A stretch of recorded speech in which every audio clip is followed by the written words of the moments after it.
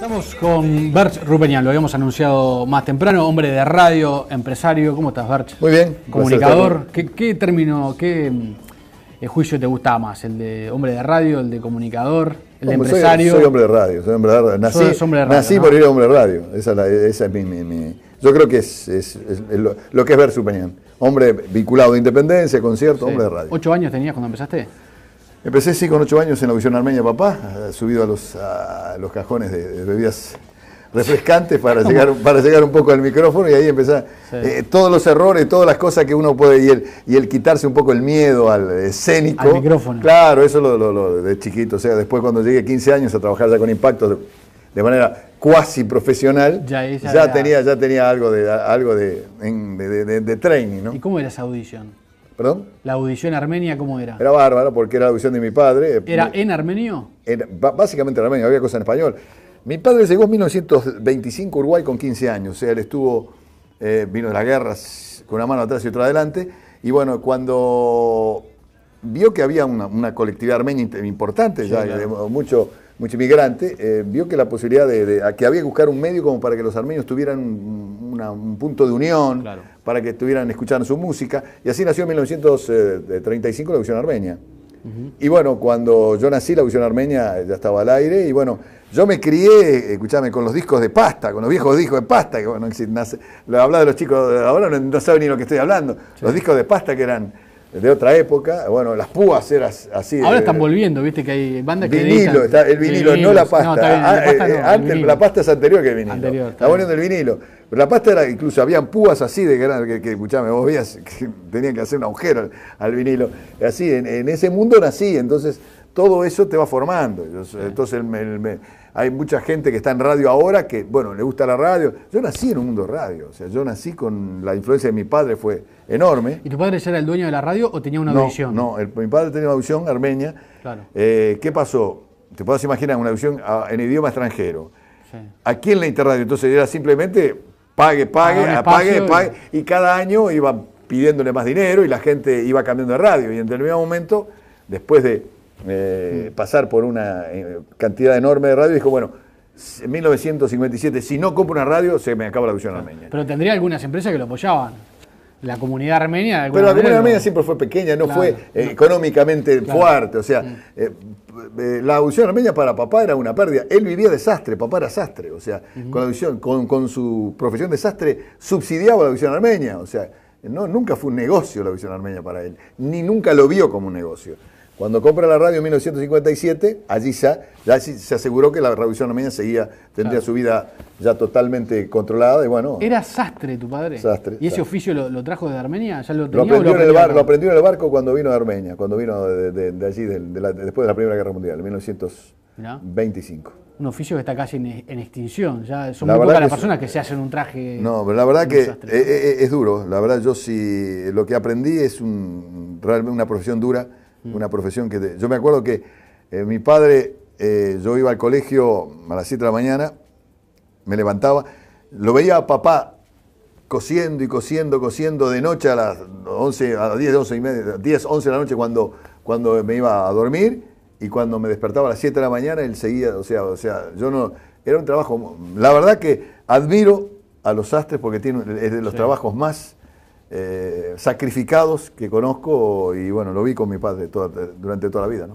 ¿Y llegó a ser un sastre destacado? ¿Tenía clientes importantes? No, tenía un sastre de buen nivel, era considerado, tenía gente importante, o sea, era muy meticuloso, siempre mi padre fue muy meticuloso, perfeccionista, o sea, yo vi a determinados clientes que venía y el cliente le decía, ¿está bien el traje? Y decía, no me gusta.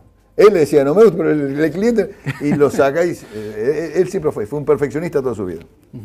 Y la radio fue, digamos, a través de la audición se empezó a vincular a la radio hasta que terminó comprando Independencia. Compró Independencia en 1957 porque si no no había forma de continuar con su audición armenia. O sea, compró la radio con una serie de socios, luego terminó comprando su parte de los demás socios, pero la idea fundamental fue mantener su audición armenia. O sea, todo lo demás, nosotros entramos más tarde en los 60 con mi hermano en la parte de darle a la radio un toque juvenil, que fue un poco la idea que teníamos cuando comenzamos nuestra actividad en 1962, pero básicamente era acompañar a papá en un proyecto que él había comenzado. ¿Y tu padre qué quería que hicieran ustedes? Vos y tu hermano. Mi padre quería que yo fuera locutor, bueno, me formó él, o sea, todo, no había ni ciencia de la comunicación, no, ni facultad, todo, no había nada. Ahí tenías que aprendértela como podías. Y bueno, y mi hermano quería que fuera ingeniero. O sea, tenía pensado, claro, en una radio necesito a alguien que hable y un ingeniero que sea Mi hermano estudió a duras penas y se recibió de técnico en la UTU, de técnico titulado, no sé, técnico de radio o algo, lo que había, le entregó el diploma, acá lo tenés, me dedico a otra cosa, se dedicó a la parte comercial, y bueno, claro. fue un poco el paladín de la parte comercial de la radio. Pero él ya visualizaba la radio como algo para dejarles a ustedes, digamos. Él siempre tuvo la idea de la revolución armenia. O sea, todo, claro, por supuesto, era un modo de vida, después estábamos toda la familia trabajando, pero siempre él tuvo el objetivo de mantener la revolución armenia. Él siempre, nunca, yo no te diría que tenía, el Radio Independencia para él era el gran motivo de su actividad profesional. Era Solución Armenia, la cual, claro, nos dirigió a nosotros, nos encaminó a nosotros en la parte radial, a mí en la parte, digamos, como locutor, como conductor, y a mi hermano en la otra parte. Mi hermano además estaba en la parte que le gustaba, era el operador y por muchos años fue operador de la radio. Y bueno, y después... ¿Y él sabía algo de radio, tu padre? Nada. ¿O era autodidacta? Autodidacta, absolutamente autodidacta. Pero, si yo te puedo hablar de mi padre, vos dirás, bueno, todo el mundo alaba a sus padres, pero hay una cosa clara, los padres te vienen dados, Sí, acá no les elegís, Yo tuve la fortuna, y tengo que agradecer a Dios, de que tuve un padre y una madre excepcionales. Entonces, y yo tengo que reconocer de que mucho de lo que hemos visto y de lo que somos, se lo debemos a ellos. O sea, el ejemplo que nos dieron en muchas cosas y cómo nos guiaron en la vida, es fundamental. Y siempre trabajaron juntos, en familia, siempre. ¿Y cómo es eso de trabajar en familia? Mira, nosotros como las tareas estaban muy claras, yo no me dedicaba a la parte comercial, yo me dedicaba a la parte de artística y armaba la radio desde el punto de vista, diríamos, de musical en aquella época. Mi hermano se dedicaba a la venta, papá estaba con Solución Armenia y dirigiendo todo, mamá venía todas las tardes a la radio, como sigue viniendo a los 88 años a la radio. ¿Sigue yendo?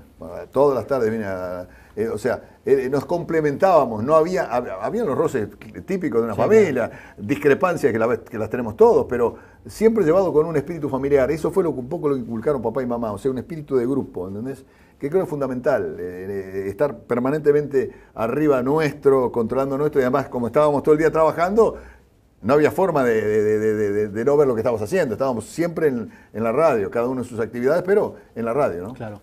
De esa participación de niño en la audición armenia, terminó transformándose en tu vida, en tu profesión, la radio. Sí. Y si algo que caracteriza, me parece, a Barrio Paniam, es que sos un creador de marcas, de fenómenos. Impactos es un fenómeno en sí mismo, Concierto, la vieja Concierto era un fenómeno en sí mismo como marca, el Hot 20, o hablábamos hoy en producción. ¿De dónde surge eso? Surge de que tenés que tener el bicho de la radio adentro. O sea, yo nací escuchando radio, a mí me encantaba la radio. ¿Sabes lo que hacía? Yo fui a Sagrada Familia, el colegio de curas ahí en Agraciada y Lima. Llegaba a las 5 menos cuarto a casa, vivía en Médanos y Miguelete, en la Aguada, a 5 cuadras del colegio, y yo lo primero que hacía, mi madre lo recuerda, me sentaba y hacía todos los deberes, y prendía la radio. O sea, hacía los deberes que tenía... El homework, como dicen ahora. Rápidamente. Sentadito en una mesa y la radio prendida. Y yo escuchaba Radio Carve, que era la radio número 1 en aquel momento, Espectador, claro. Sarandí, que tenía buenos programas. Y allí conocí, me gustaba mucho la música. Ahí, por ejemplo, alguien de los primeros DJs que conocí fue Nolo Mainero, en los 60, un monstruo, para mí uno de los grandes DJs de la época, bueno, estamos hablando de los 50 y los 60. Y bueno, y me encantaba la música, o sea, escuché todo ese tipo de música, me fui escuchando. En esa época, como te dije, no había ninguna ciencia, no había una universidad, tenías que un poco ir robando cosas de un lado y de otro para un poco ir armando el esquema tuyo que vos pretendías de un conductor de radio. Para hacer radio es fundamental escuchar radio, ¿no? Escuchar mucha radio. No hay otro. Tenés que escuchar radio, tenés que estar preparado. Tenés que estar estudiando lo que vos hacés. Si vas a hacer un programa musical, tenés que saber qué artistas van, claro. Conocer un poco la historia del artista, tener buen gusto. Lo que nosotros aplicamos en la radio era un poco orientar a la gente la música que creíamos que era que se iba a imponer. Pero el gran jurado es la gente. Vos no le podés imponer a la gente una música que no le gusta. O sea, había que tener un poco de buen gusto y un poco de visión para ver un poco de lo que tuvimos nosotros y que el público te acompañara. Y fue un poco lo que nos logramos. Ahí hay un elemento clave que es el vínculo con el mundo, además, ¿no? Claro. El escuchar cosas, el ir a buscar cosas, el viajar. ¿Cómo surge eso? Y bueno, nosotros comenzamos ya en 1964, prácticamente con el nacimiento de los Beatles, comenzamos a seguir la carrera de ellos. Y bueno, la radio Independencia se transformó en una radio musical, básicamente con toda la música joven. En esa época no había una radio juvenil en Uruguay. Claro. Habían programas juveniles. Sí, estaba el de Nolo Mainero, había algún programa en Radio Centenario, había un programa en Radio Oriental con Raimundo Soto, La Hora de las Brujas, me acuerdo. Pero no había una radio exclusivamente dedicada a los jóvenes. Cuando nosotros comenzamos y visualizamos, bueno, ¿qué podemos hacer en un mercado, por ejemplo, en una radio que estaba en una punta del dial, 1530 kHz, cuando todas las radios de moda estaban para la otra punta, ¿entendés? Sí, claro. Con todos los ruidos, vos sabés que en AM, cuanto más te vas para la punta derecha, es más ruidoso todo. O sea, sí. Nosotros corrimos con todas las desventajas. Un lugar horrible del dial, una radio que no existía, dificultades para encontrarla. Fuimos cambiando equipos a medida que pasó el tiempo, mejorando. Y nos ayudó, fue un regalo de Dios, que en esa época, porque las radios eran grandes, y vos para llegar de una punta a otra del dial, era lentísimo. Escuchame, entonces, ¿qué apareció? La Cespica. La radio Transistores apareció allá a comienzos de los 60 y nos salvó la vida. ¿Por qué? Porque con una vuelta de tuerca, como diría yo, llegamos de una punta a otra. Eso fue muy importante para nuestra radio, para la radio general. Pero para nosotros fue un aspecto muy positivo. Ya con un golpe de mano, de dedos, prácticamente llegamos de una radio a otra, de una punta a otra. Eso que estás contando es muy importante y no mucha gente, solo la gente que está vinculada a la radio lo sabe. Y aparte hoy con lo digital se perdió mucho. Pero era muy importante dónde estaba ubicada en el dial la radio, qué radios tenía al lado. La gente no estaba acostumbrada. ¿Sabes dónde terminaba el dial? En el CX36. Ahí terminaba, porque de 36, empezando en Sarandí y terminando en 36. Quizás CX6, a la gente que le gustaba música clásica. Pero el dial se terminó en 36. Nosotros empezamos en el 62 con Impactos, en una radio que estaba alejada todavía. Fuera del mundo. Estábamos fuera. Entonces, fue muy duro, muy difícil. Pero, ¿qué pasó?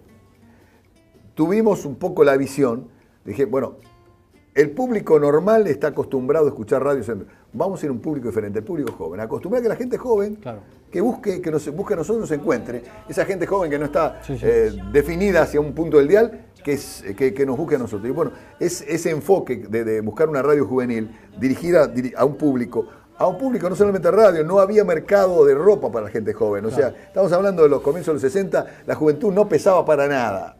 Para nada. Los Beatles cambiaron muchas cosas, no solamente musicalmente. O sea, a nivel de consumo, a nivel un cambio social, de costumbres, cultural con los Beatles. No fue solamente musical. La gente joven comenzó a tener su importancia a darle importancia el mercado y el mundo. Y bueno, nosotros justo nos tocó ese proceso y bueno, y aprovechamos todo eso para enfocarnos a los jóvenes y bueno, creamos Independencia como una radio absolutamente juvenil, la radio de los jóvenes, y fue pasando el tiempo y como evidentemente eso pegó porque era un nicho que no estaba absolutamente conformado, bueno, el éxito de la radio fue creciendo y bueno, el resto es historia conocida, ¿no? Claro. ¿Cuándo empezaste a viajar? ¿Cuál recordás como tu primer viaje así de trabajo? Mi viaje fue... El problema es que nosotros no teníamos dinero, o sea, todo lo hicimos en base a esfuerzo. No teníamos, yo diría, no había una familia o un respaldo económico que a vos te permitiera, porque lo ideal en los 60, si hay una cosa que yo realmente añoro y digo, lamento no haber conocido, fue los 60 en Inglaterra.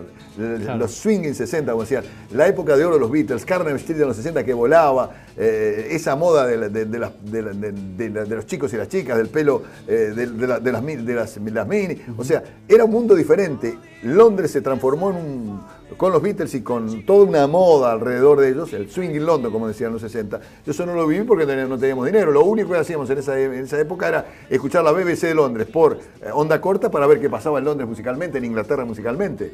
¿La música llegaban los discos? Claro, llegaban los discos a través de contactos.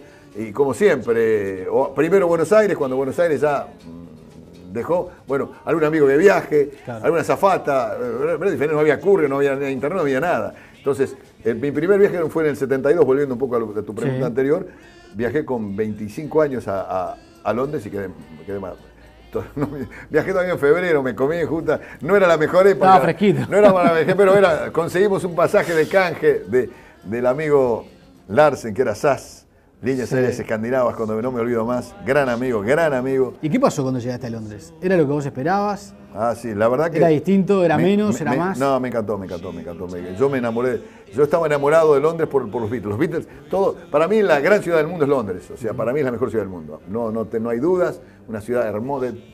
Me encantó. Pero yo era londinense de cabeza ya antes de conocer a Londres. O sea, los Beatles hicieron mucho, la música inglesa hizo mucho en mí, como para que yo... Claro. Y Londres es una ciudad despampanante. Cuando llegué, tuve problemas porque... tenía 20 y pico de años y estaba bastante bien en inglés, yo pensé que iba a dominar el inglés. No era el primer viaje no entendí nada. No es el inglés que estudiás allí, no es el inglés que tenés que utilizar día a día ya. Entonces yo que iba con mi padre le decía, mirá, queda tranquilo que te voy a orientar, papá. ¿Fuiste con tu padre? Fui con mi padre. Eso fue un sueño en sí mismo, me imagino. Sí, pero mi padre siempre fue un poco mi guía desde todo punto de vista, pero además papá había viajado y era papá tenía una habilidad, por ejemplo, él estaba en cualquier lugar del mundo y se hacía entender, y no sabía inglés, más o menos bastante bien francés y español, pero tenía una rara habilidad que iba en Moscú y lo entendían los rusos, no sé cómo hacía. Bueno, entonces en ese viaje que hicimos juntos, fue mi primer viaje. No fue la época de frío de morirse. Y bueno, allí conocimos Londres y yo, amor a primera vista. Ya lo tenía, ya el amor a primera vista lo tenía, pero ese viaje no hizo otra cosa que fortalecer yo diría, ese fanatismo que tengo por Inglaterra, fundamentalmente por lo que es, sigue siendo, yo estuve hace 2 años, hice Navidad en Londres, la encontré más linda que nunca, debe ser el viaje número 15 que hice a Londres. Está maravillosa. Justo fue el año, no sé si fue por el año de las Olimpiadas, que estaba precioso. O sea, esos viajes se volvieron emblemáticos porque traías mucha música. Música que no llegaba acá. Mira, no solamente la música, los viajes te abren la cabeza. Yo, si hay una cosa que detesto de la gente que tiene dinero, no es mi caso, la gente que tiene dinero y no viaja, yo los digo, son unos tontos que esta gente no sabe. ¿Por qué es importante para vos eso? Un viaje te abre la cabeza, desde todo punto de vista. Ponerle que sea un viaje de placer, vas a una playa, pero un viaje a conocer te abre la cabeza. Vos ves otras culturas, otras tradiciones, para negocios incluso te abre, ves otras cosas.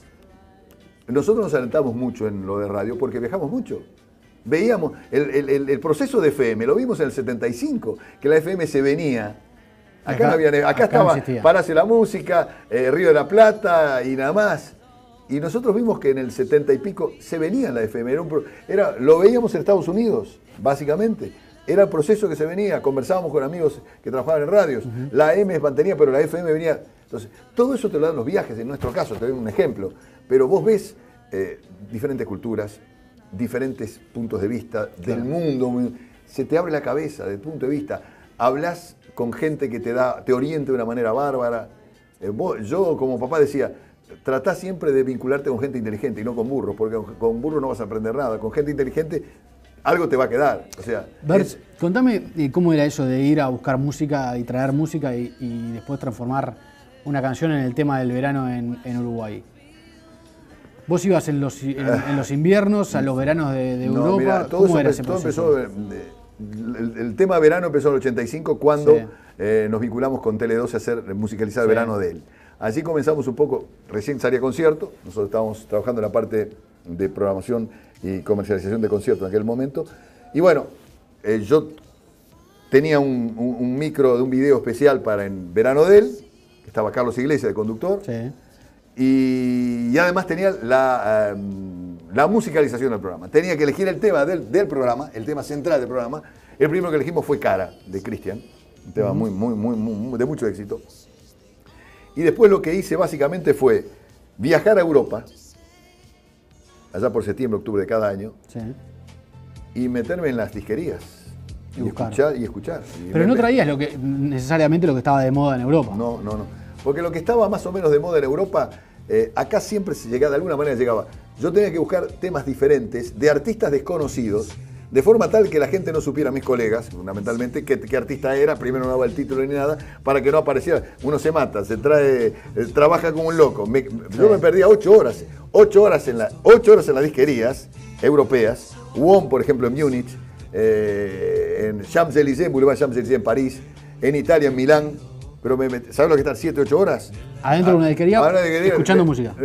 Iba y decía, mira, agarraba 200 discos, por título lo veía, artistas desconocidos, no voy a traer el último Paul McCartney, que todo el mundo lo podía recibir. ¿Es verdad que traías el disco a la radio sin la tapa para que nadie supiera? Algunas veces sí, lo tapaba el tema, porque evidentemente habían artistas que eran absolutamente desconocidos, y temas que yo diga, este es un éxito, pero si doy el título, al mes y medio o a las 3 semanas lo van a ver. Es muy fácil. Yo me mato viendo, escuchando y además mis colegas lo tienen a las 2 o 3 semanas. Entonces, ustedes lo pisaban con el exclusive al aire. Exactamente. Cosa que no se lo pudiera sacar otra radio. Pero igual siempre se te puede. Durante un tiempo lo tenían como propio. Claro, en una época se grababa cuando existían los cassettes. ¿Vos te acuerdas cuando existían los cassettes? Bueno,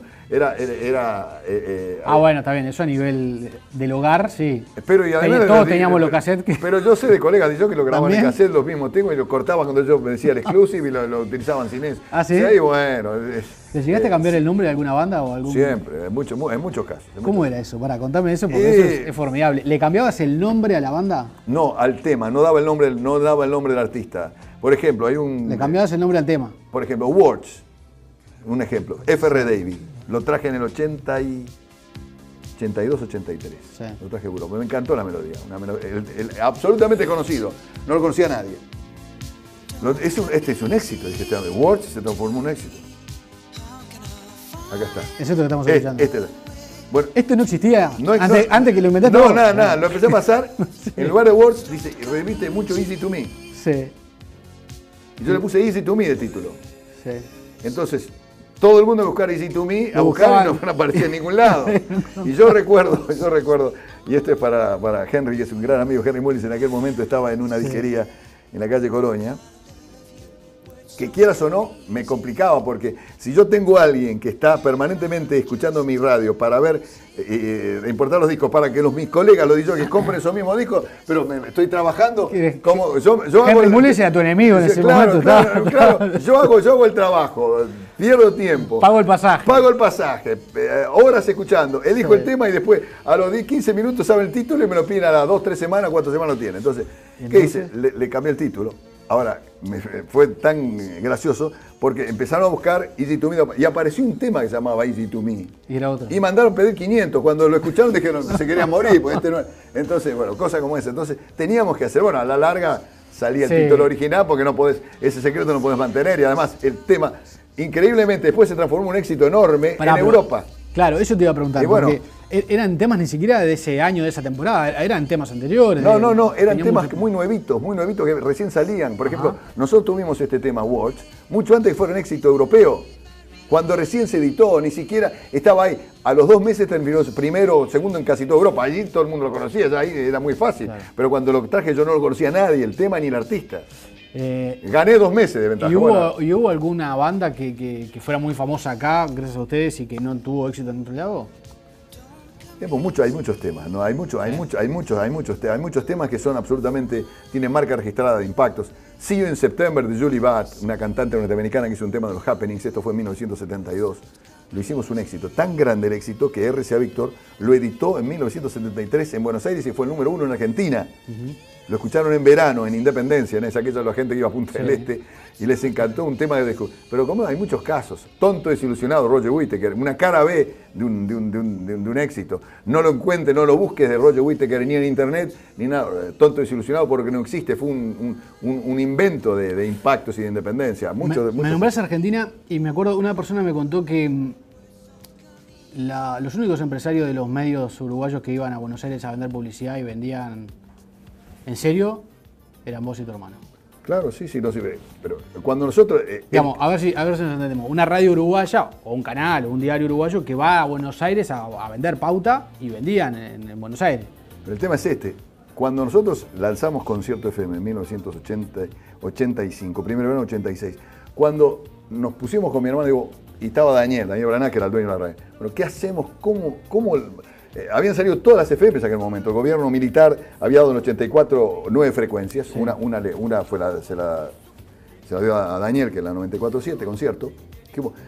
¿Cómo hacemos para imponer con 7 nuevas FMs una radio?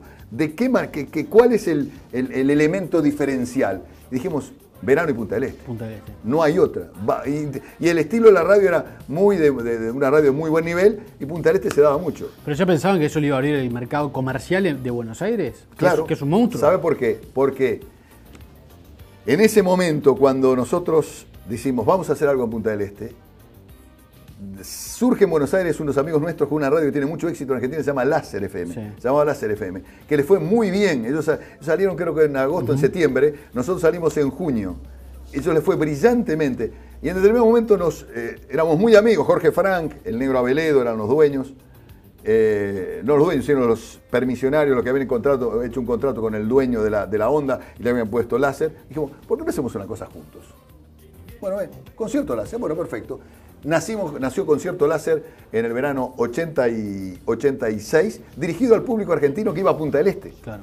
Entonces, 94.7, que le metíamos tanto a esos transmisores para que llegara a Punta del Este, pero le hacíamos cualquier cosa, reventaban las válvulas, porque había que llegar a Punta del Este, que eran 130 kilómetros, 100 en línea directa, y de Montevideo no era fácil.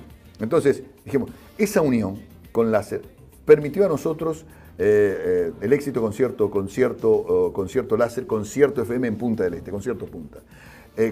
Eso unido a la idea de mi hermano de, bueno, ¿por qué no musicalizamos qué? Los paradores. ¿Cómo los paradores? Bueno, vamos a los paradores. Bueno, los paradores no tenían música. Nosotros decíamos, bueno, les ofrecemos musicalizar los paradores. Bueno, ¿cuánto cuesta? Nada. Pero tienen que tener la radio todo el día. Bueno, claro. Nosotros llevábamos equipo, los parlantes, amplificadores, todo, pero la radio todo el día. Banderas. Y bueno, banderas, por supuesto, calcomanías, y todo eso fue en el verano 86. Así empezó una tarea de marketing fundamental. Allí mi hermano tuvo mucho que ver porque fue un poco el que ideó todo esto, que acompañó todo lo que era la radio. Entonces, todo ese proceso significó que fueran llegando muchos clientes argentinos. Claro. Los clientes argentinos para nosotros eran fundamentales, y así empezamos nosotros a viajar. Nos íbamos en octubre, noviembre y diciembre, 3 meses. A vender la temporada. Pero claro, y además, en Argentina se pagaba 10 veces lo que se pagaba acá en Uruguay. Y más era para Punta del Este. Bueno, que para Punta del Este. Y nosotros cobrábamos en Argentina el mismo valor de lo que era en Buenos Aires. Claro. Que es un mercado que no tiene nada. Y si los números de nuestra radio, en venta, la mitad de la venta anual era el verano. Y la mayoría de los clientes eran argentinos. Vos escuchabas en Concierto FM, YPF no estaba acá en Uruguay. Escuchabas Patio Burri no estaba en Uruguay. Claro. OSDE, que era un servicio médico. Eso, pero era dirigido. Nosotros, ¿qué hacíamos? Estábamos sacando dinero de Argentina, de publicidad, para que lo invirtieran en Uruguay. Ese fue un poco el éxito nuestro comercial, en que la publicidad que se hacía en la radio, en Concierto Punta, en Concierto FM, sí, en Punta del Este, era básicamente la mayoría de Argentina, de clientes argentinos, que a nosotros nos servía porque pagaban 10 veces más de lo que pagaba un cliente uruguayo. ¿Y qué me importa? Yo tenía mucho más entrada, entonces para nosotros era fundamental la Argentina.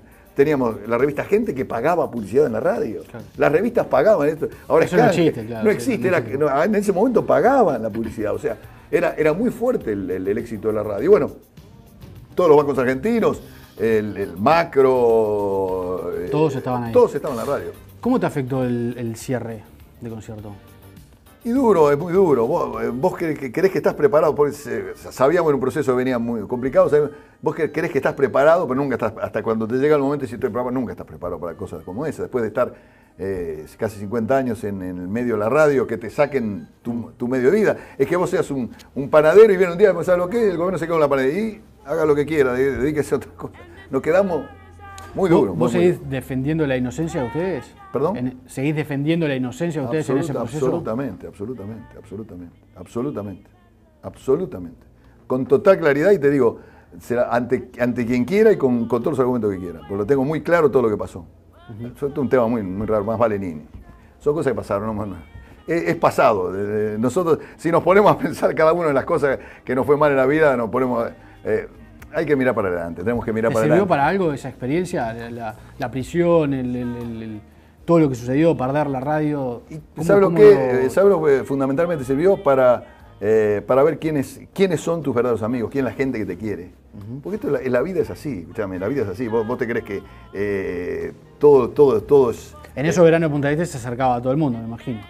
¿Perdón? En esos veranos de Punta del Este se acercaba a todo el mundo. Claro, y pero, después pero claro, el momento en el que vos haces una especie, un raconto de tu vida, todos lo tenemos que hacer en determinado momento, vos tenés que ver, los que son tus amigos, la gente que te quiere, y la gente que está contigo por una situación... ¿Y fueron pocos los que quedaron después del cierre de la radio? ¿Pocos en qué? ¿Poca cantidad de amigos? Mira, yo pienso que si tenés un amigo en el total concepto de la amistad, estás cubierto. Un solo amigo en la vida, tuvimos unos cuantos, y fundamentalmente la familia ante todo. Porque en esta situación, yo he visto en situaciones de crisis, vos has visto muchas familias que se disgregan, se separan. La familia nuestra se unió en toda esa situación. O sea, eso fue fundamental, la familia. Mi señora, mis hijos, mi madre, mi hermano, o sea, todos muy, muy juntos. Eso, y todos sabiendo que estábamos, claro, que teníamos un poco la razón. ¿Cómo fue para ustedes volver a trabajar, volver a visitar a los clientes, volver a armar? Bueno, vos armaste Impactos, empezaste a pasarlo por varias radios de todo el país. Era casi como empezar de cero, ¿no? Mira, ¿sabes lo que pasa? Es que si la gente... Acá hay un gran jurado que es el público. El que está mirando la televisión, el que está escuchando la radio, es el público. No es ni el gobierno, no es ni las autoridades, no. A la gente es la que te es el jurado. Si a vos la gente te rechaza, no hay dinero ni promoción que te salve. ¿Estamos de acuerdo? O sea, después de la campaña que nos hicieron nosotros, que fue terrible, yo creo que en la historia de este país, en los últimos 50 años, nunca había una campaña tan fuerte contra una familia como contra nosotros. Si la gente se hubiera creído todo lo que nos dijeron, todo lo que nos dijeron que éramos, no teníamos ni podía aparecer yo en televisión, ni podía aparecer en radio, porque la gente claramente te disgrega, te saca, o sea, no te sigue. Yo de cualquier manera tengo que agradecer al público, siempre lo dije con total sinceridad, el apoyo y el afecto que me dieron siempre, en los malos momentos, mucha gente. Y como todo en la vida, vos tenés gente que está contigo, gente que no está contigo, o sea, no hay... Tú decías, la familia sigue unida, tu madre sigue al lado de ustedes en la radio. Un sobrino tuyo trabaja... Claro, Antonio está conmigo, sí. Aram lamentablemente ya no nos acompaña, está un poco cumpliendo las funciones de él en la parte comercial, o sea, estamos en familia. Están ahí todavía. ¿Y el desembarco en Urbana, cómo fue para vos? Mirá, para mí también fue muy comentado, ¿no? La salida de Emiliano Cotelo de la radio. Nosotros no tenemos nada que ver. No, ya sé, pero él hizo alusión a la nueva programación de Urbana. ¿Cómo lo tomaste eso? ¿Lo tomaste mal o no? No tomé nada, porque yo no tengo nada que ver. O sea, te explico, en el marzo del año pasado, la gente, hubo un grupo, los nuevos dueños del Espectador, vinieron a hablar con nosotros, a ver si nos interesaba hacer algo con conciertos. Ellos que tenían una FM, que era la 92.5, que en ese momento que había sido un fracaso. Lamentablemente, Urbana siempre fue un fracaso comercial. Tuvo su buena onda y su buen nivel, que incluso trabajaron muy bien, pero quizás ellos fueron los líderes de la música electrónica, pero a destiempo. Claro. Tuvo un problema de time, la música electrónica está ahora, no hace 5 años, 6 años. Entonces, el de Urbana fue una historia de fracaso comercial permanente, aunque a nivel de imagen tenía muy buena imagen, pero el negocio no funcionaba, cambió 4 o 5 veces de estilo, de moda, y al final lo último que hicieron era retransmitir la M. Cuando vienen los nuevos dueños, dicen, miren muchachos, nosotros hicimos una inversión importante, millonaria, para comprar la radio. Espectador funciona bárbaro, sigue siendo la número 1 en lo suyo, pero la FM está absolutamente retransmitiendo y no factura cero y tiene audiencia cero. Entonces, y ahí les ofrecieron una coproducción. Y nos ofrecieron una coproducción. Y nosotros lo vimos, nos pareció, mi hermano vivía en aquel momento, lo estudiamos en familia y dijimos, bueno, es interesante y llegamos a un acuerdo de coproducción. Ahora, después pasó lo que pasó y yo no tengo nada que ver. Yo hice un acuerdo con los nuevos dueños de Espectador, un acuerdo que es muy interesante y que, bueno, afortunadamente es un éxito desde todo punto de vista, pero lo de Espectador y lo que pasó en Cotelo, no tengo nada que ver, ni puedo opinar porque es un tema que tienen que arreglar los nuevos dueños de Espectador con él. ¿Tenés proyectos? Muchos. Hay unos cuantos proyectos. En radio estamos trabajando, incluso de lo que teníamos pensado, lo que era la radio, Mucha gente pensaba, vuelve concierto y va a ser la concierto del 2007. No, esta concierto urbano es diferente. O sea, ¿por qué? Porque nos ayornamos, tenemos que estar un poco viendo cómo es el panorama del país. En 5 o 7 años el mundo cambió mucho. 50. Solamente desde el punto de vista técnico. Yo me acuerdo de 2006, 2007, Internet era... Pero no era tan fácil. Hoy es una cosa permanentemente que la usa todo el mundo. Mis hijos, mis chicos, todo el mundo está utilizando Internet. Todo eso cambió un poco el panorama de lo que era la radio. Nosotros buscamos un producto de radio que fuera diferente, que no fuera solamente musical, que fuera periodístico, que tuviera ahora fútbol con Alberto Kessman. En fin, está funcionando y estamos muy contentos. Te decía antes de la nota, estamos más que felices porque hemos superado las expectativas que teníamos y eso para nosotros es muy importante. Barch, muchas gracias por haber venido. Un placer estar con ustedes. No, vale, muchas gracias. Era considerado, tenía gente importante, o sea, era muy meticuloso, siempre mi padre fue muy meticuloso, perfeccionista, o sea, yo vi a determinados clientes venía y el cliente le decía, ¿está bien el traje? Y decía, no me gusta. Él le decía, no me gusta, pero el cliente, y lo sacáis, él siempre fue un perfeccionista toda su vida. Y la radio fue, digamos, a través de la audición se empezó a vincular a la radio hasta que terminó comprando Independencia. Compró Independencia en 1957 porque si no, no había forma de continuar con su audición armenia. O sea, compró la radio con una serie de socios, luego terminó comprando su parte de los demás socios, pero la idea fundamental fue mantener su audición armenia. O sea, todo lo demás, nosotros entramos más tarde en los 60 con mi hermano en la parte de darle a la radio un toque juvenil, que fue un poco la idea que teníamos cuando comenzamos nuestra actividad en 1962, pero básicamente era acompañar a papá en un proyecto que él había comenzado. ¿Y tu padre qué quería que hicieran ustedes? Vos y tu hermano. Mi padre quería que yo fuera locutor, bueno, me formó él, o sea, todo, no había ni ciencia de la comunicación, no había facultad, no había nada, ahí tenías que aprendértela como podías, y bueno, y mi hermano quería que fuera ingeniero, o sea, tenía pensado, claro, en una radio necesito a alguien que hable y un ingeniero que sea mi hermano. Estamos con Barch Rupeñán, lo habíamos anunciado más temprano, hombre de radio, empresario. ¿Cómo estás, Barch? Muy bien. Comunicador. ¿Qué término, qué juicio te gustaba más? ¿El de hombre de radio, el de comunicador, el de empresario? Soy hombre de radio, soy hombre de radio. Nací por ir a hombre de radio. Esa es mi. Yo creo que es lo que es Barch Rupeñán. Hombre vinculado a Independencia, concierto, hombre de radio. ¿8 años tenías cuando empezaste? Empecé sí con 8 años en la audición armenia, papá, subido a los cajones de bebidas refrescantes para llegar un poco al micrófono y ahí empecé todos los errores, todas las cosas que uno puede y el quitarse un poco el miedo al escénico. Al micrófono. Claro, eso lo de chiquito. O sea, después cuando llegué 15 años a trabajar ya con Impacto de manera cuasi profesional, ya tenía algo de training, ¿no? ¿Y cómo era esa audición? ¿Perdón? ¿La audición armenia cómo era? Era bárbara porque era la audición de mi padre. ¿Era en armenio? Básicamente en armenio, había cosas en español. Mi padre llegó en 1925 a Uruguay con 15 años, o sea, él vino de las guerras con una mano atrás y otra adelante, y bueno, cuando vio que había una colectividad armenia importante, mucho inmigrante, vio que la posibilidad que había que buscar un medio como para que los armenios tuvieran un punto de unión, para que estuvieran escuchando su música, y así nació en 1935 la audición armenia.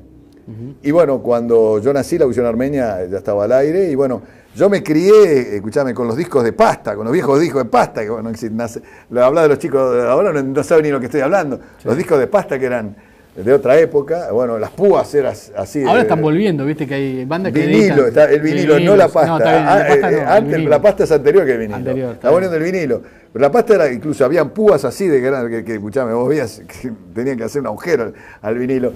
Así, en ese mundo nací, entonces todo eso te va formando. Entonces hay mucha gente que está en radio ahora que, bueno, le gusta la radio. Yo nací en un mundo de radio, o sea, yo nací con la influencia de mi padre, fue enorme. ¿Y tu padre ya era el dueño de la radio o tenía una audición? No, mi padre tenía una audición armenia. Claro. ¿Qué pasó? Te podés imaginar una audición en idioma extranjero.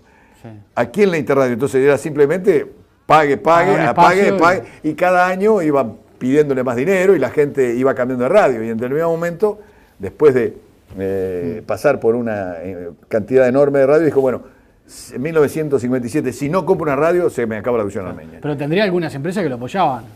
la comunidad armenia... Pero la comunidad armenia siempre fue pequeña, no fue económicamente, estudió a duras penas y se recibió de técnico en la UTU, de técnico titulado, no sé, técnico de radio o algo, lo que había, le entregó el diploma, acá lo tenés, me dedico a otra cosa, se dedicó a la parte comercial, y bueno, fue un poco el paladín de la parte comercial de la radio. Pero él ya visualizaba la radio como algo para dejarles a ustedes, digamos. Él siempre tuvo la idea de la Radiovisión Armenia. O sea, todo, claro, por supuesto, era un modo de vida, después estábamos toda la familia trabajando, pero siempre él tuvo el objetivo de mantener su visión armenia. Él siempre, nunca, yo no te diría que tenía, el Radio Independencia para él era el gran motivo de su actividad profesional. Era su visión armenia, la cual, claro, nos dirigió a nosotros, nos encaminó a nosotros en la parte radial, a mí en la parte, digamos, como locutor, como conductor, y a mi hermano en la otra parte. Mi hermano además estaba en la parte, le gustaba, era el operador y por muchos años fue operador de la radio. Y bueno, y después... ¿Y él sabía algo de radio, tu padre? Nada. ¿O era autodidacta? Autodidacta, absolutamente autodidacta. Pero, si yo te puedo hablar de mi padre, vos dirás, bueno, todo el mundo alaba a sus padres, pero hay una cosa clara, los padres te vienen dados, ¿eh? Sí, acá no les elegís, ¿eh? Yo tuve la fortuna y tengo que agradecerte, o sea, la audición armenia para papá era una pérdida. Él vivía de sastre, papá era sastre, o sea, con su profesión de sastre subsidiaba la audición armenia, o sea, nunca fue un negocio la audición armenia para él, ni nunca lo vio como un negocio. Cuando compra la radio en 1957, allí ya se aseguró que la Radiovisión Armenia tendría su vida ya totalmente contrallada y bueno. ¿Era sastre tu padre? Sastre. ¿Y ese oficio lo trajo de Armenia? ¿Ya lo tenía? Lo aprendió en el barco cuando vino de Armenia, cuando vino de allí, después de la Primera Guerra Mundial, en 1925. Un oficio que está casi en extinción, ya son muy pocas las personas que se hacen un traje. No, pero la verdad que es duro, la verdad yo sí, lo que aprendí es realmente una profesión dura. Una profesión que... Yo me acuerdo que mi padre, yo iba al colegio a las 7 de la mañana, me levantaba, lo veía a papá cosiendo y cosiendo de noche a las 11, a las 10, 11 y media, 10, 11 de la noche cuando me iba a dormir, y cuando me despertaba a las 7 de la mañana él seguía, o sea, yo no... Era un trabajo... La verdad que admiro a los sastres porque es de los trabajos más... sacrificados que conozco y bueno, lo vi con mi padre durante toda la vida, ¿no? ¿Y llegó a ser un sastre destacado? ¿Tenía clientes importantes? No, tenía un sastre de buen nivel,